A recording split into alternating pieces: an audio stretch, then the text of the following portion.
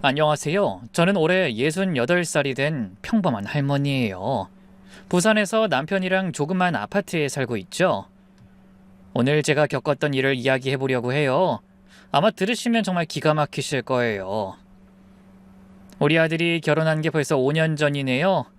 그때 며느리를 처음 봤을 때부터 뭔가 불안했어요. 있잖아요. 첫인상에서 느껴지는 그런 느낌? 딱 그거였어요. 엄마, 이 사람이 내가 결혼하고 싶은 사람이야. 2019년 봄날이었죠.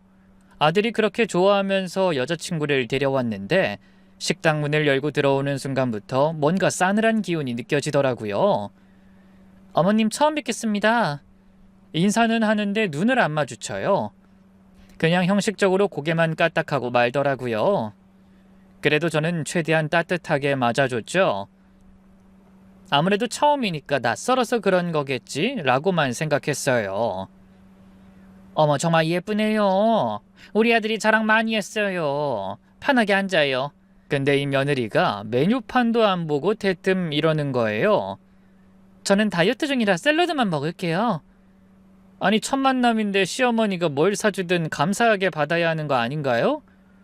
그것도 고급 레스토랑 가서 비싼 거 먹자는 것도 아니고 그냥 평범한 한식당이었는데 말이에요. 밥 먹는 내내 더 가관이었어요. 제가 물어보는 말에는 대충대충 대답하면서 자기 집안 자랑은 끝이 없더라고요. 저희 아버지가 중견기업 부사장이세요. 어머니는 대학 교수시고요. 오빠는 서울대 의대 나와서 강남에서 병원하고 언니는 사법고시 패스해서 검사예요. 아, 그래요? 아, 정말 대단한 집안이네요. 네. 그래서 저도 기준이 좀 높은 편이에요.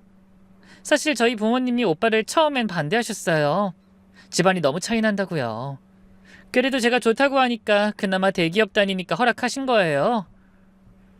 여러분, 이 말 듣고 얼마나 속이 상했는 줄 아세요? 우리 아들이 뭐가 모자라서 그나마인가요? 명문대 나와서 대기업 다니고 성실하고 착한 아들인데 말이에요. 집에 돌아와서 남편한테 하소연했죠. 여보, 난 그 애가 영 마음에 안 들어요. 사람을 완전히 깔보는 것 같아요. 첫인상이 그럴 수도 있지. 좀 더 만나보면 달라질 거야. 저희 남편은 항상 긍정적이에요. 근데 제 불안한 예감은 정확했죠. 두 번째 만남은 우리 집이었어요. 아들이 며느리를 집에 데려온다고 해서 아침부터 장보고 요리하고 정말 정성껏 준비했죠. 갈비찜, 잡채, 각종 전, 나물 반찬에 된장찌개까지 나름 아들한테 많이 물어보고 준비했네요. 근데 이 며느리가 들어오자마자 코를 찡그리는 거예요. 음식 냄새가 너무 강하네요. 환기 좀 시켜도 될까요? 아유, 그럼요. 창문 열게요. 그리고 저 신발장에서 냄새 나는 것 같은데 탈취제 없으세요? 집에 들어온 지 5분도 안 돼서 이러는데 정말 기가 막히더라고요. 그래도 아들 보는 눈이 있으니까 참았어요. 갈비찜 좋아한다고요. 우리 아들이 그러던데 많이 먹어요.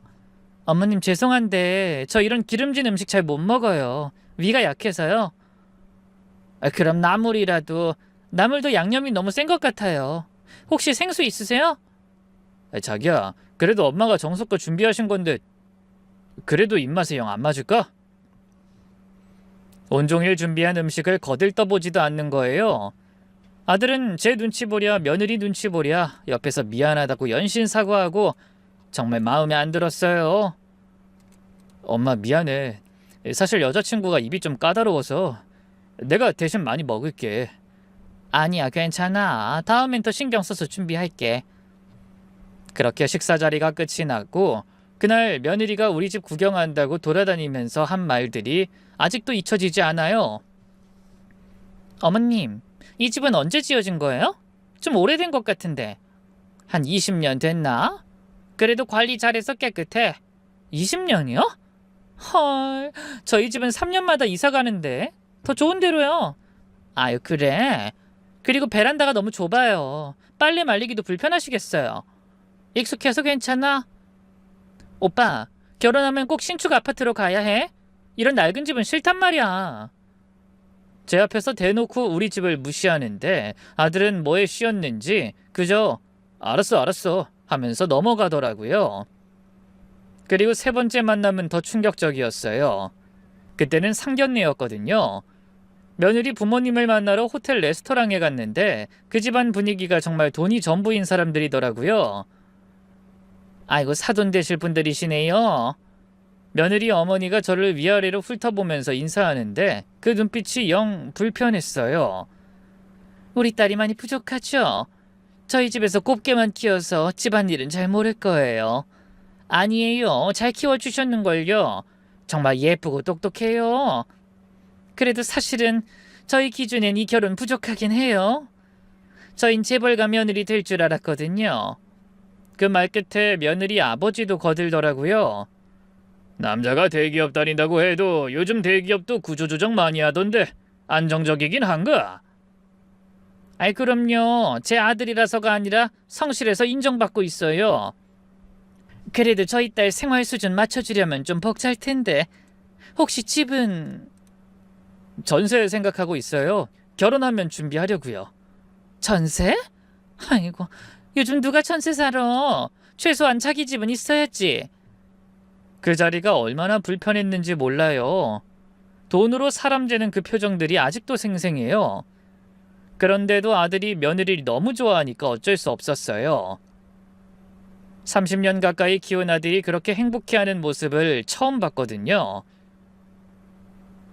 여보, 우리 아들이 저렇게 좋아하는데 반대할 수 없잖아. 당신이 불편하면 다시 생각해봐도 돼. 아니에요. 뭐 결혼하고 나면 달라질 거예요. 아직 어려서 그런 거겠죠. 하지만 그건 제 인생 최대의 실수였어요. 2019년 10월 호텔에서 결혼식을 했어요. 며느리네 집에서 원하는 대로 특급 호텔에서 했는데 하객의 70%가 며느리 쪽이었죠. 우리 쪽 친척들이나 친구들은 그 화려한 분위기에 주눅 들어서 일찍 가더라고요. 그리고 며느리와 아들이 신혼여행 다녀온 후부터 본격적인 악몽이 시작됐네요. 한 달쯤 지나서 아들네 집에 반찬에다 주러 갔는데 며느리가 대뜸 이러는 거예요. 어머님, 앞으로 반찬은 안 가져오셔도 돼요. 왜? 우리 아들이 엄마 반찬 좋아하는데. 저는 친정엄마 손맛에 익숙해서요. 그리고 요즘은 다 사 먹잖아요. 아이, 그래도 사 먹는 것보다는 어머님 반찬은 너무 짜고 매워서 전 못 먹겠어요. 오빠 건강에도 안 좋고요. 그 말이 비수처럼 꽂히더라고요. 40년 가까이 해온 제 요리를 그렇게 무시하다니. 나름 중간중간 며느리에게 사실 섭섭한 마음이 쌓이기 시작하더라고요. 결혼하고 며느리와 맞는 첫 명절은 더 가관이었어요. 추석인데 시댁에 와선 소파에 앉아서 TV만 보는 거예요. 저랑 남편이 부엌에서 종일 일하는데도 꿈쩍도 안 해요.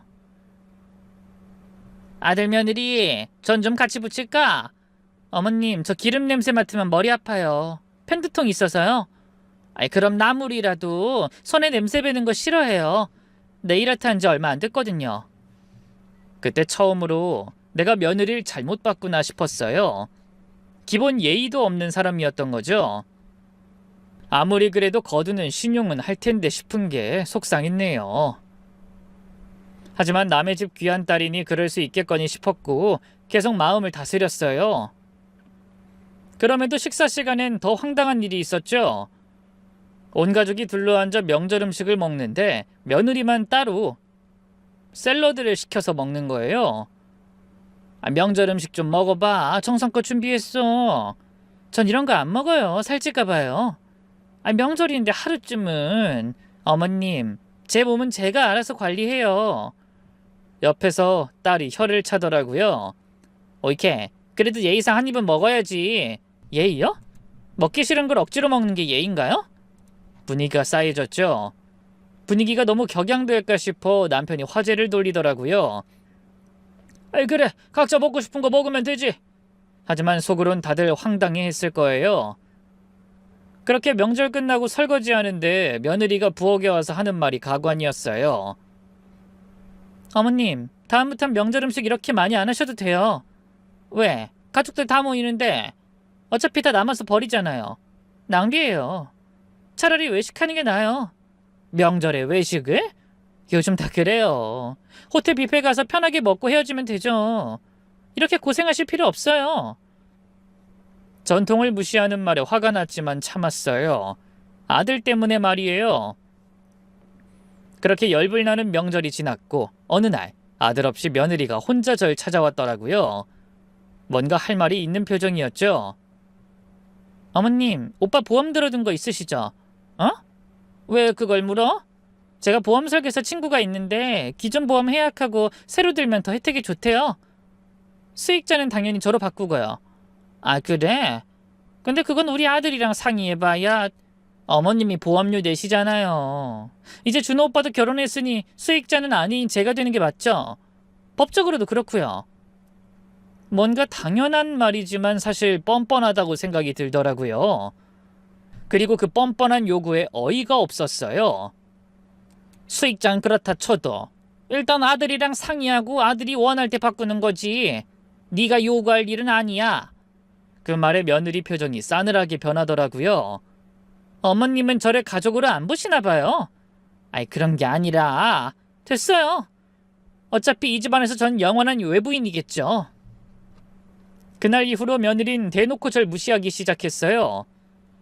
명절에도 안 오고 제사에도 안 오고 아들만 혼자 와서 눈치 보고 가고가 반복이 됐죠. 그럼에도 불구하고 아들은 며느리를 감싸는 모습을 보였죠. 엄마, 그 와이프가 서운했나 봐. 이해해줘. 내가 뭘 잘못했니? 당연한 얘기한 것뿐인데. 그래도 내 와이프 기분 좀 풀어줘. 내가 중간에서 힘들어. 자식 가진 게 죄인이라고 하던가요? 아들이 힘들어하는 모습을 보였고 아들의 부탁에 결국 제가 먼저 사과했어요. 잘못한 것도 없는데 고개 숙였죠. 그때 일은 미안해. 내가 너무 예민했나 봐. 아니에요, 어머님. 저도 좀 서운했어요. 앞으로는 서로 이해하면서 지내요. 하지만 달라진 건 없었어요. 오히려 제 사과를 약점으로 잡고 더 기고만장해졌죠. 한 번은 아들네 집에 갔다가 충격적인 장면을 봤어요. 며느리가 아들한테 소리 지르고 있었거든요. 월급이 왜 이것밖에 안 돼?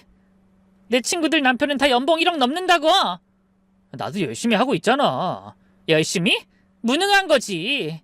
맨날 야근한다면서 돈은 이것밖에 못 벌어와? 그래도 대기업이니까 안정적이잖아. 안정적? 그게 밥 먹여줘? 내가 왜 이런 남자랑 결혼했는지 모르겠어. 문 밖에서 듣고 있기가 괴로웠어요. 그리고 참다 노크하고 들어갔죠. 무슨 일이야? 하지만 며느린 제가 온 것도 아랑곳하지 않고 계속 몰아세웠어요. 어머님도 좀 들어보세요. 오빠가 승진도 계속 밀리고 연봉도 안 오르고 이러면 애는 어떻게 낳아요? 아직 임신 안 했잖아. 혹시 임신했니? 아니요. 이런 형편에 애를 어떻게 낳냐고요. 최소한 연봉 1억은 돼야 애를 낳을 생각이라도 하죠. 돈이 다가 아니잖아. 사랑하면. 사랑으로 애 키워요? 어머님은 그렇게 사셨나 본데 전 싫어요. 그 말에 아들 얼굴이 창백해졌어요. 저도 가슴이 철렁했죠. 모자르지 않게 키웠다고 생각했는데 며느리의 말에 가슴이 아팠네요. 또 한 번 며느리가 아들 카드를 들고 와서 제게 보여주면서 이랬어요.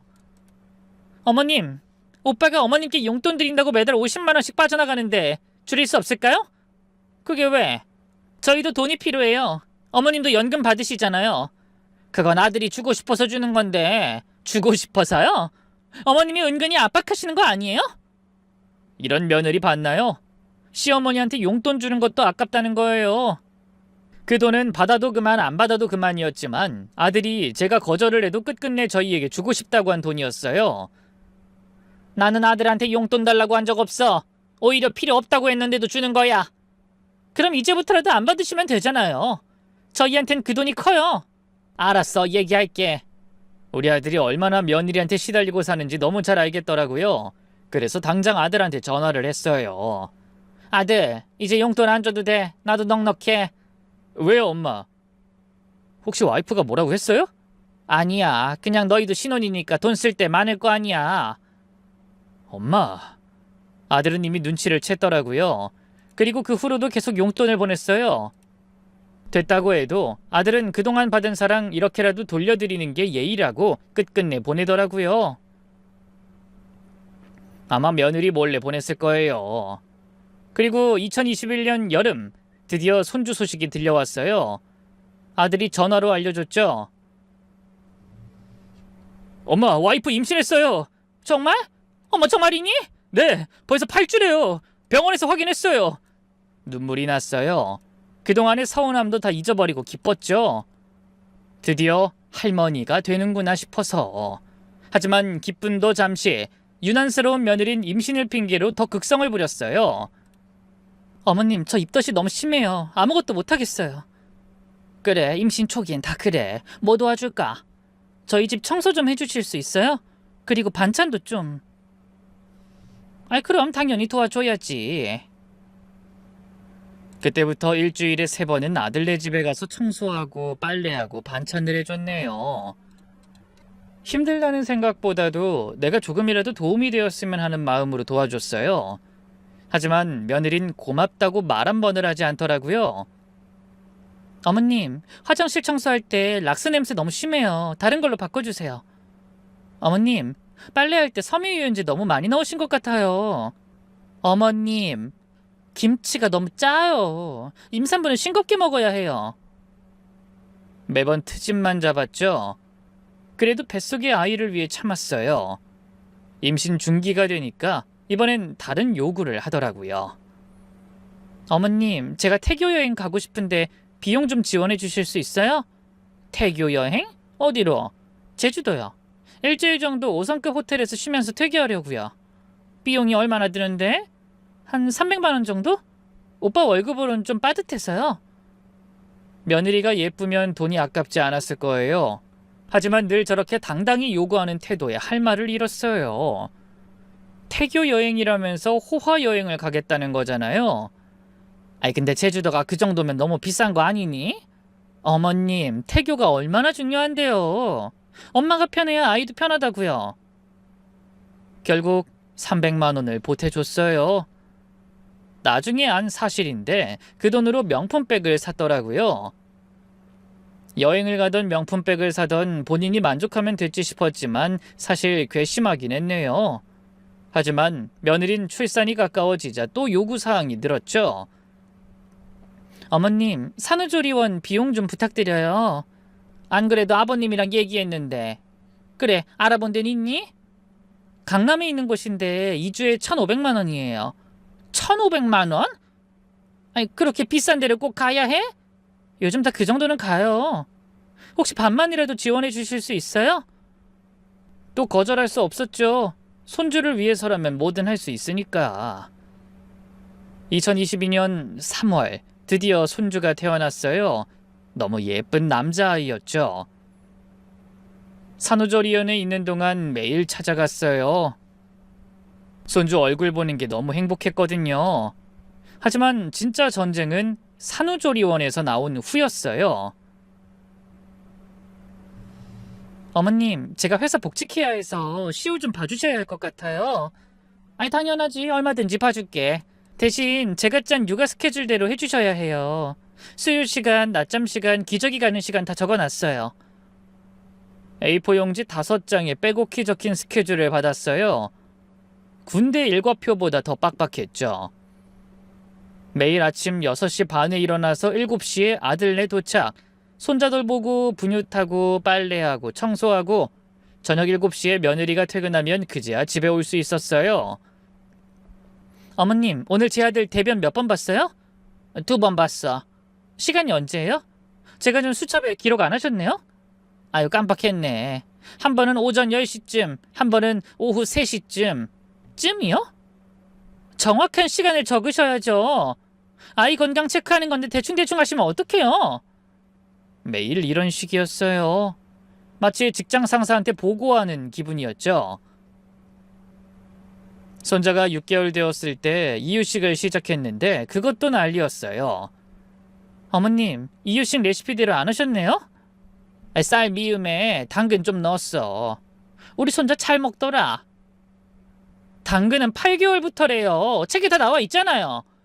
옛날엔 더 일찍부터 먹였어. 괜찮아. 옛날 방식으로 하지 마세요. 요즘은 과학적으로 해야 한다고요. 너무 기분이 나빴지만 손자 사랑이 뭐라고 손자가 너무 예뻐서 다 참을 수 있었어요. 아이가 절 보고 방긋방긋 웃을 때면 모든 피로가 싹 가시더라고요. 손자가 첫 걸음마를 했을 때의 감동은 잊을 수 없어요. 제 손을 잡고 아장아장 걷는 모습에 눈물이 났죠. 할머니, 할머니! 첫 말이 할머니였어요. 엄마도 아빠도 아닌 할머니. 얼마나 감격스러웠는지 몰라요. 근데 며느린 또 트집을 잡더라고요. 첫 말이 엄마가 아니라 할머니라니 애가 헷갈리는 것 같아요. 뭐가 헷갈려? 제가 엄만지 어머님이 엄만지. 어머님이 너무 자주 있으니까 그런 거예요. 내가 매일 돌봐주니까 그런 거지. 그게 뭐가 문제야? 문제죠. 엄만 저예요. 어머님은 할머니고요. 그 말이 너무 서운했어요. 내가 손자를 너무 사랑한 게 죄인가 싶었죠. 손자가 2돌 되던 해 작은 생일 파티를 준비했어요. 제가 직접 백설기 찌고 미역국 끓이고 손자가 좋아하는 음식들로 상을 차렸죠. 어머님, 요즘 누가 이런 거 해요? 돌잔치는 전통이잖아. 할머니가 해주는 게 의미 있지. 촌스러워요. 사진도 안 예쁘게 나오고 그냥 키즈 카페에서 파티했으면 좋았을 텐데. 그래? 이건 집에서 하고 나중에 니들끼리 카페에서 파티해. 며느리가 입을 삐죽거렸지만 손자는 떡을 맛있게 먹더라고요. 미역국도 한 그릇 뚝딱 비웠고요. 그 모습이 참 사랑스러웠네요. 그리고 손자가 3살이 되면서 말을 제법 하기 시작했어요. 할머니, 놀이터 가고 싶어요. 그래, 가자. 할머니랑 놀이터 가자. 할머니랑 가는 걸 좋아해요. 엄만 맨날 핸드폰만 봐요. 동네 놀이터에서 손자랑 노는 게 제일 행복한 시간이었어요. 그네도 밀어주고 미끄럼틀도 태워주고. 할머니, 아이스크림 먹고 싶어요. 그래, 하나 사줄게. 엄마한텐 비밀이야. 네, 할머니 최고. 하지만 며느린 이것도 마음에 안 들어 했어요. 어머님, 시우한테 간식 너무 많이 사주시는 거 아니에요? 가끔 하나씩 사주는 건데. 아이스크림은 첨가물 덩어리예요. 유기농 간식만 먹여야죠. 애가 좋아하는데 가끔이 매일 되잖아요. 우리 아들 요즘 밥을 잘 안 먹는 것도 그래서예요. 또 제 탓이었죠. 뭐든 잘못되면 다 저 때문이라고 하는 며느리였어요. 그리고 손자가 어린이집에 가기 시작했을 때도 문제였죠. 어머님, 제 아들 어린이집 데려다주고 데려오는 것만 부탁드릴게요. 알았어. 몇 시에 가면 돼? 아침 8시에 데려다주고 오후 4시에 데려오세요. 그 사이는 어머님 시간이니까 쉬세요. 집에 가서 쉬라는 거야? 네. 어린이집에서 교육받는 시간에 할머니가 있으면 애가 집중을 못한대요. 서운했지만 알겠다고 했죠. 근데 막상 손자를 어린이집에 데려다주면 아이가 울면서 안 떨어지는 거예요. 할머니랑 있을래요. 어린이집 가야지. 친구들이 기다려. 싫어요. 할머니랑 놀래요. 선생님이 억지로 데려가야 했어요. 그 우는 모습에 마음이 찢어졌죠. 오후에 데리러 가면 손자가 뛰어나와서 안겼어요. 할머니, 보고 싶었어요. 할머니도 우리 강아지 보고 싶었어. 오늘은 뭐하고 놀아요? 오늘은 뭐하고 놀까? 우리 강아지가 하고 싶은 거 하자. 집에 와서 손자랑 놀다 보면 저녁 7시 며느리가 데리러 왔죠. 아들, 엄마 왔어. 집에 가자. 싫어요. 할머니 집에 있을래요. 안 돼. 우리 집 가야지. 할머니 집이 좋아요. 매번 이런 실랑이가 반복됐어요. 며느린 점점 짜증을 냈죠. 어머님이 애를 너무 오냐오냐 하신 거 아니에요? 오냐오냐라니, 그저 사랑으로 대한 것뿐인데 그게 문제예요. 제 아들인데 저보다 어머님을 더 좋아해요. 그건 네가 애한테 쌀쌀 맞으니까 그런 거지. 쌀쌀 맞다고요? 전 일하느라 바빠서 그런 거예요. 바쁘다는 게 핑계가 돼? 퇴근하고도 핸드폰만 보고 있으면서. 그때부터 며느리랑 사이가 더 나빠졌어요. 2024년 겨울, 운명의 그날이 왔죠. 며칠 전부터 감기 기운이 있었는데 대수롭지 않게 여겼죠. 코가 좀 막히고 기침이 나는 정도였으니까요. 할머니 오늘은 뭐하고 놀아요? 그러게 뭐하고 놀까? 할머니 아프니까 그냥 쉬기. 아유 우리 손자 벌써 다 컸네. 할머니 아픈 것도 알고. 할머니 아프면 안 돼요. 고마워 우리 시우. 마스크 쓰고 시우를 돌봤어요. 최대한 거리도 유지하려고 했죠. 맘 같아선 이럴 때 집에서 쉬는 게 좋았겠지만 매번 출근하는 아들 며느리였기 때문에 제가 아니면 돌봐줄 사람이 없었어요. 그렇게 한참을 놀다 심심했는지 아이가 자꾸 안아달라고 하는 거예요. 할머니 안아주세요. 할머니 감기 걸려서. 괜찮아요. 전 튼튼해요. 결국 안아줬죠. 그게 실수였어요. 일주일쯤 지나서 손자가 기침을 시작했어요. 어머님, 제 아들이 왜 기침해요? 아이 글쎄 갑자기 그러네. 병원 가봐야겠다. 병원에서는 감기라고 했죠. 의사 선생님도 별거 아니라고 약 먹으면 금방 낫는다고 했죠. 하지만 며느린 난리가 났어요. 어머님이 감기 옮기신 거죠? 아이 조심한다고 했는데 마스크도 쓰고. 조심했으면 왜 애가 감기에 걸려요? 어머님이 제대로 관리 안 하신 거잖아요. 애들은 원래 감기 자주 걸려. 크면서 면역력이. 변명하지 마세요. 어머님 때문에 우리 아들이 아픈 거예요. 며느리 목소리가 점점 커지더라고요. 애 봐준 공은 없다더니 말이에요. 며느리의 큰 소리에 손자가 놀라 울기 시작했죠. 엄마 무서워요. 봐요. 애가 오니까 더 안 좋아지잖아요. 다 어머님 때문이에요. 때마침 아들이 퇴근하고 들어왔어요. 무슨 일이야? 왜 이렇게 시끄러워? 오빠, 어머님이 우리 아들한테 감기 옮겼어.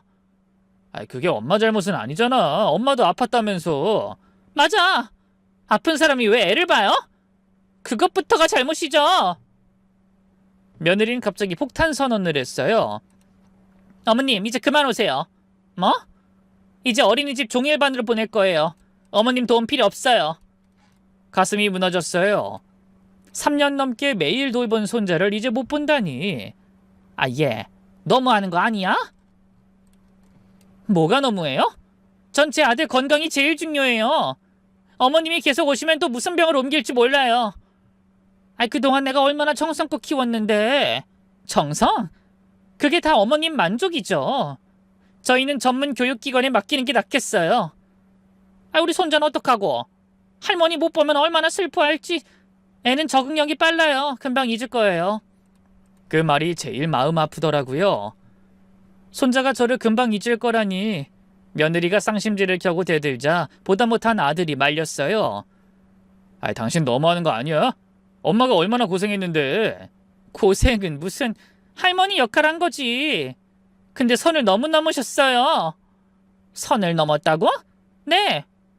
제 아들인데 저보다 어머님을 더 좋아해요. 그게 정상이에요? 그건 네가 애한테 관심이 없어서 그런 거잖아. 그게 내 탓이야? 당신 어머님 편만 들 거야? 그렇게 아들네 부부싸움으로 번지더라고요. 저는 더 이상 듣고 있을 수 없어서 일어났죠. 보셨죠? 어머님 때문에 이렇게 산다는 거. 당장 가세요. 뭘 보고만 있어요? 그래 나 갈게. 너희끼리 얘기해. 엄마 가지 마요. 됐어. 네 와이프 말대로 할게. 더 이상 안 올게. 그때 손자가 방에서 나와 절 붙잡았어요. 할머니 어디 가요? 할머니 집에 가야지. 저도 같이 가요. 안 돼. 엄마랑 있어야지. 싫어요. 할머니랑 갈래요. 눈물을 참았는데 며느리가 악착같이 손자를 떼어놓더라고요. 그리고 당장 나가라는 신용을 했고 집안에서는 아들이 며느리에게 난리치는 소리가 들렸어요. 참 괴로웠네요. 그리고 하필 그날은 손자네에서 자기로 한 날이라 그 시간이 밤 11시가 넘어가는 시간이었죠. 운전면허도 없어서 어떻게 가야 하나, 택시를 잡아야 하나 생각하다 남편에게 전화를 하고 현관문을 닫는데 손자의 우는 소리가 들리더라고요. 할머니, 할머니!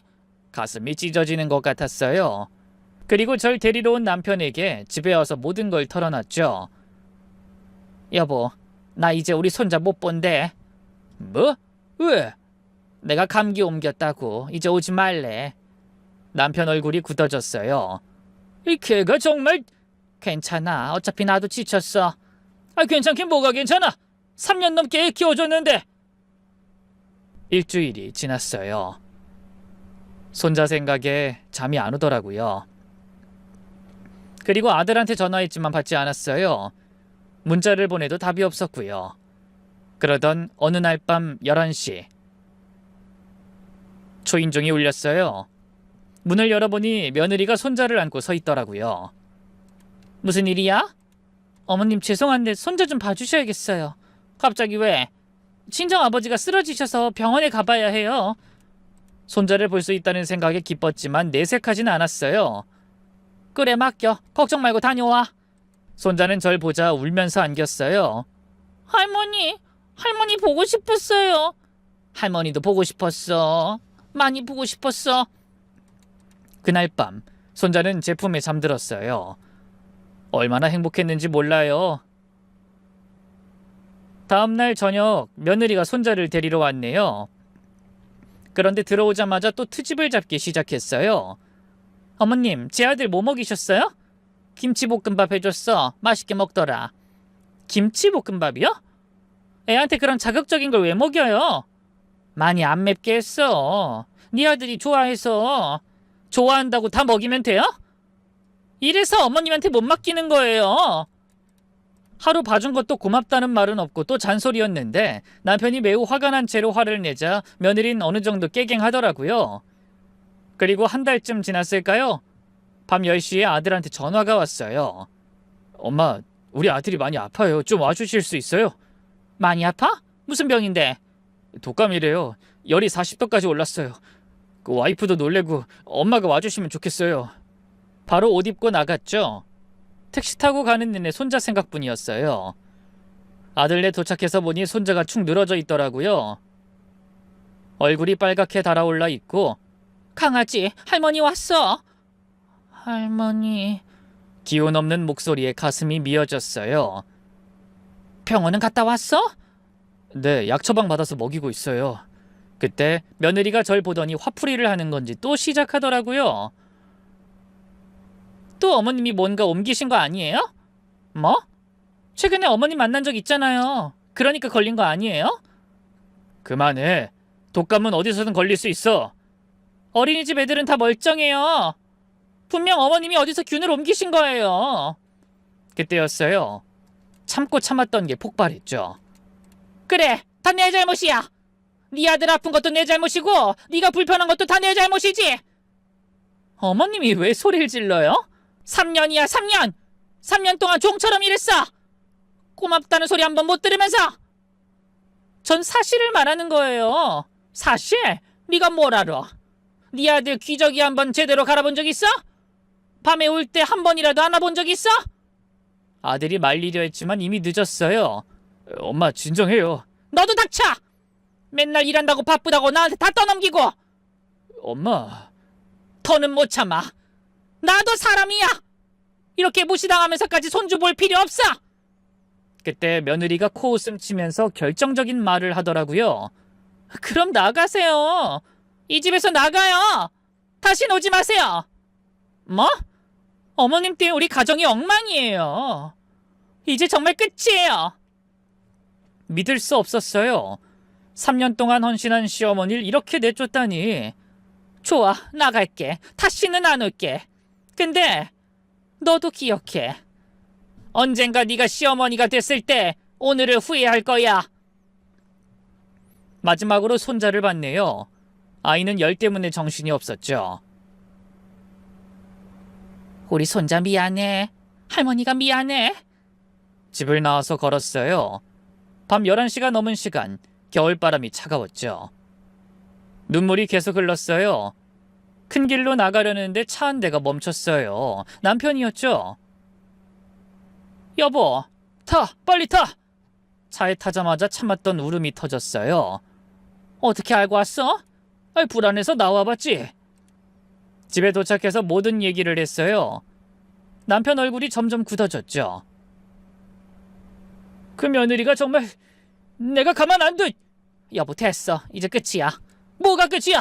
당장 우리 아들 불러. 남편이 아들한테 전화했지만 받질 않더라고요. 문자를 남겼죠. 내일 당장 집으로 와. 안 오면 아빠가 찾아간다. 다음 날 오후 아들은 혼자 왔어요. 초췌한 얼굴이었죠. 아빠, 엄마. 앉아. 남편 목소리가 무서웠어요. 저도 이런 남편은 처음 봤거든요. 어제 일 다 들었다. 아빠, 그게... 변명하지 마! 네 엄마가 3년 동안 어떻게 살았는지 알아? 매일 새벽같이 일어나서 너희 집 가고 애 보고 집안일하고 60대 후반 몸으로! 죄송해요. 죄송하다고? 그걸로 끝이야? 남편이 서류 봉투를 꺼냈어요. 이게 뭐예요? 너희 전세자금 1억 5천만 원 당장 갚아. 아빠, 우리가 빌려준 거 잊었어? 한 달 안에 안 갚으면 법적 조치 들어간다. 아들이 울기 시작했어요. 아빠, 한 번만 용서해 주세요. 늦었어. 너희와는 끝이야. 네 아들도 마찬가지고. 엄마. 아들이 절 봤지만 저도 이번엔 남편 편이었어요. 아빠 말이 맞아. 엄마도 지쳤어. 일주일 후 그렇게 며느리한테 전화가 왔죠. 어머님, 전세자금 갚으라니 그게 무슨 말이에요? 빌린 돈 갚는 게 뭐가 이상해? 가족 간인데 너야말로 날 가족으로 대했어? 그래도 그 돈을 어떻게 지금 구해요? 대출을 하든지 알아서 해. 안 갚으면 법적으로 소송할 거야. 전화를 끊었어요. 속이 시원했네요. 아들이 돈을 갚지 않자 남편은 며느리 친정에 찾아가 돈을 달라고 요구했고 뻔뻔하게 나오던 사돈 어른들은 제 남편의 무서움에 결국 1억이라는 돈을 내놨네요. 저희 부모님한테 왜 그러세요? 자식이 못 갚으면 부모가 갚아야지. 그 집도 네 욕심에 무리해서 우리가 빌려준 돈이잖아. 그럼 네가 갚는 게 맞지. 다신 연락하지 말아라. 정말 속이 다 시원했네요.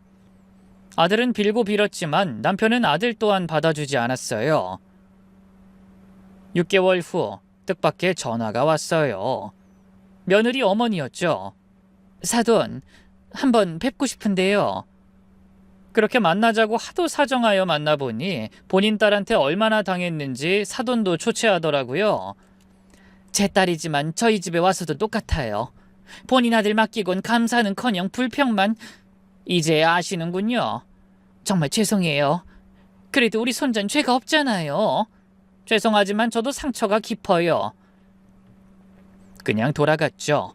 그리고 한참을 며느리는 다시 돈을 돌려달라고 전화를 했지만 하나도 받지 않았어요. 그리고 3개월 후 아들은 문자를 보냈어요. 엄마, 저희 이혼하게 됐어요. 바로 전화를 했죠. 이혼이라니.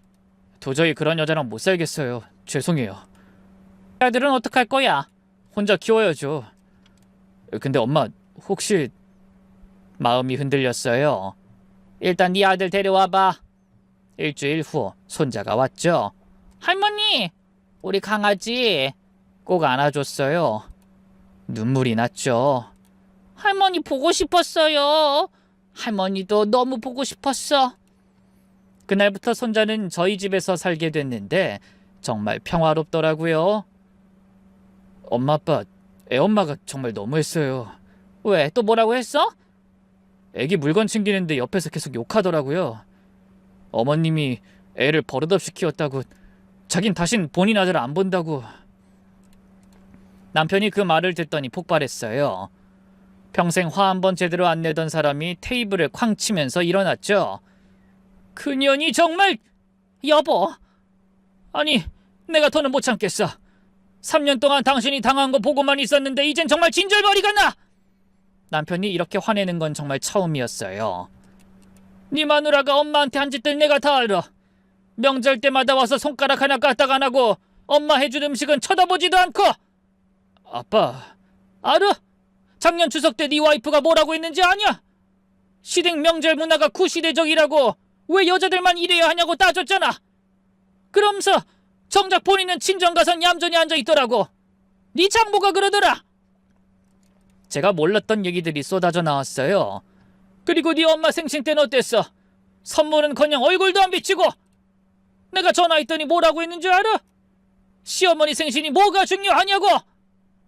그런 말을 네 엄마가 허리 아파서 병원 다닐 때도 한 번이라도 안부 물어본 적이 있어? 오히려 꾀병 아니냐고 너한테 그랬다며! 아들이 그 말을 듣고는 고개를 숙였네요. 그것뿐이야. 우리 집 올 때마다 구박하고 집이 낡았네, 가구가 촌스럽네, 음식이 맛없네. 그런 말 들을 때마다 내가 얼마나 참았는지 알아? 죄송해요, 아빠. 네가 죄송할 게 뭐야? 네 마누라가 그런 인간인 걸 몰랐으니까, 아니 알고도 방치한 건가? 남편이 한숨을 푹 쉬었어요. 사실 나도 알았어. 처음 만났을 때부터 싸가지가 없더라. 근데 네가 좋아하니까 참았지. 네 엄마도 나도. 아빠, 근데 이젠 정말 끝이야. 그런 인간하고는 상종도 하기 싫어. 네 아들 아니었으면 네 얼굴도 안 봤을 거야. 그때 손자가 거실로 나왔어요. 할아버지 왜 화나셨어요? 남편이 표정을 풀고 손자를 안았어요. 아니야, 할아버지 화 안 났어. 할아버지도 저 사랑해요? 아이 그럼 할아버지가 우리 손자 제일 사랑하지. 그날 밤 남편이 제게 말했어요. 여보, 그동안 정말 고생 많았어. 내가 좀 더 일찍 나섰어야 했는데. 아니에요. 당신도 중간에서 얼마나 힘들었어요. 그래도 당신만큼은 아니지. 그년한테 당신이 받은 상처 내가 다 알아. 이제 끝났잖아요. 우리 손자도 우리랑 있고. 맞아, 오히려 잘 됐어. 그런 엄마 밑에서 크는 것보다 우리가 키우는 게 100배 나아. 며칠 후 아들이 그러더라고요. 이번엔 놀라운 얘기를 했죠. 엄마 아빠, 사실 와이프가 바람을 피웠어요. 뭐? 사실 이혼 사유가 그거예요. 회사 상사랑 제가 증거도 다 잡았어요. 남편이 어이없어 했어요. 그런 년이 감히 우리 아들한테 경제력 없다고 뭐라 했다고? 그 남자가 돈이 많대요. 벤츠 타고 다니고. 그래서 그 남자랑 재혼하려고? 근데 그 남자도 이미 가정이 있어서 결국 차였대요. 정말 어이가 없었어요. 그런 사람이 우리 며느리였다니. 근데 여러분, 하늘은 정말 공평한 것 같아요. 제 아들이 이혼하고 1년 6개월쯤 지났을 때 회사에서 좋은 여자를 만났어요. 엄마, 소개하고 싶은 사람이 있어요. 벌써? 괜찮아? 네, 정말 좋은 사람이에요. 엄마가 보시면 좋아하실 거예요. 솔직히 처음엔 걱정했죠. 또 전며느리 같은 사람이면 어쩌나 싶어서. 근데 지금 며느리를 만나보니 정말 180도 달랐어요. 어머님 안녕하세요. 오빠한테 얘기 많이 들었어요. 어머님이 손자를 정말 사랑으로 키워주신다고 들었어요. 첫 만남부터 예의 바르고 따뜻했어요. 무엇보다 제 손자를 대하는 모습이 감동이었죠. 안녕, 이모예요. 정말 잘생겼다. 안녕하세요. 우리 귀염둥이 좋아하는 거 뭐예요? 이모가 다음에 선물 사올게. 손자가 처음엔 낯을 가렸는데 현 며느리가 진심으로 대하니까 금세 마음을 열더라고요. 결혼 전부터 현재 며느리는 달랐어요. 주말마다 와선 제 일을 도와주고 손자랑 놀아주고. 어머님, 제가 설거지 할게요. 어머님은 쉬세요. 아니야, 괜찮아. 제가 하고 싶어서 그래요. 나중에 김치 담그는 법도 가르쳐 주세요. 3개월 전에 아들은 재혼했어요. 소박하지만 따뜻한 결혼식이었죠. 제 손자가 화동을 했는데 며느리가 손자 손을 꼭 잡고 입장하는 모습에 눈물이 났어요. 결혼하고 나서 며느리가 조용히 제게 말하더라고요. 어머님, 제 친아들처럼 키울게요. 정말 사랑스러워요. 고마워. 우리 집에 와줘서. 그리고 우리 며느리를 만나서 정말 다행이야. 이제 손자는 며느리를 엄마라고 불러요. 며느리가 억지로 그러지 말라고 했는데 손자가 본인이 부르고 싶다고 했대요. 엄마, 내일 놀이공원 가요. 그래, 어머님 아버님도 같이 가실래요? 그래, 다 같이 가자. 명절 때도 며느린 새벽부터 와서 같이 일해요. 전처와는 정반대죠. 제가 쉬라고 해도 어쩜 싹싹한지 정말 고마울 따름이네요. 어머님, 제가 전 부칠게요. 힘들 텐데 재밌어요. 시어머님한테 배우는 게 정말 좋아요. 그리고 최근에 더 기쁜 소식이 있었어요. 며느리가 임신했대요. 어머님, 저 임신했어요. 우리 첫째가 동생 생긴대요. 정말? 어머, 축하해. 손자도 너무 좋아했어요. 동생, 할머니 동생이래요. 이제 우리 가족은 정말 행복해요. 아들도 좋은 아내 만나서 잘 살고 손자도 사랑받으며 잘 크고 있죠. 손자가 우리 집에 온 지 한 달쯤 됐을 때 전 며느리가 찾아왔어요. 바람핀 주제에 본인 아들이 보고 싶다고 하면서 말이죠. 그때는 바람핀 남자한테 눈이 돌아서 양육권 친권을 다 거부했는데 이제 와서 혼자가 되니 찾아온 거예요. 제 아들 얼굴 좀 보고 가면 안 될까요? 제가 대답하기도 전에 남편이 나섰어요. 안 돼! 네가 무슨 면목으로 여기 와! 아버님은 무슨 아버님이야! 3년 동안 우리 집사람 종부리듯 부려먹고 감기 옮겼다고 한밤중에 쫓아내주지! 그땐 제가 좀 예민했어요. 그게 예민한 걸로 끝날 일이야? 당신 같은 사람은 엄마 자격 없어! 며느리가 울먹였어요. 그래도 제 아들은 제가 낳았잖아요. 낳기만 하면 엄마야? 키운 사람이 엄마지. 3년 동안 시호 기저귀 한번 제대로 갈아봤어? 아플 때 밤새 안아본 적 있어? 우리 집사람이 다 했지? 당신은 맨날 일한다고 바쁘다고 핑계만 댔잖아. 남편이 현관문을 가리켰어요. 나가. 다시는 오지 마. 시호는 이제 우리 손주야. 당신 같은 엄만 필요 없어. 며느린 그렇게 빌다가 결국 돌아갔어요. 그날 밤 남편이 말했죠. 내가 너무 심하게 했나? 아니에요. 속이 시원해요. 그년 얼굴만 봐도 진절머리가 나. 우리 당신이 그년한테 당한 거 생각하면 이제 잊어요. 우리 손자만 잘 키우면 돼요. 1년이 지난 지금 손자는 밝게 자라고 있어요. 매일 아침 할머니, 할아버지 사랑해요 라고 인사하죠. 가끔 전 며느리 소식이 들려와요. 재혼했다가 또 이혼했대요. 여전히 제 잘난 맛에 산다고. 이젠 아무도 그 사람을 거들떠보지도 않는데요. 할머니, 전 할머니가 제일 좋아요. 할머니도 우리 강아지가 제일 좋아. 할아버지도 좋아요. 우리 강아지가 최고야. 이게 제가 겪은 일이에요. 며느리 때문에 3년을 고생하고 쫓겨났다가 결국 사랑하는 손주와 함께 살게 된 이야기죠. 남편도 이젠 말해요. 걔 때문에 고생한 거 생각하면 아직도 이가 갈려. 그래도 이렇게 다 행복해졌으니 이것도 운명인가 봐. 아들도 행복해 보였어요. 진짜 행복한 가정을 찾는 것 같아서. 엄마, 이제야 진짜 가족이 된 것 같아요. 그래, 지금 같은 며느리 만나서 정말 다행이야. 전처는 생각하기도 싫어요. 지금 와이프 만나고 나서야 진짜 사랑이 뭔지 알았어요.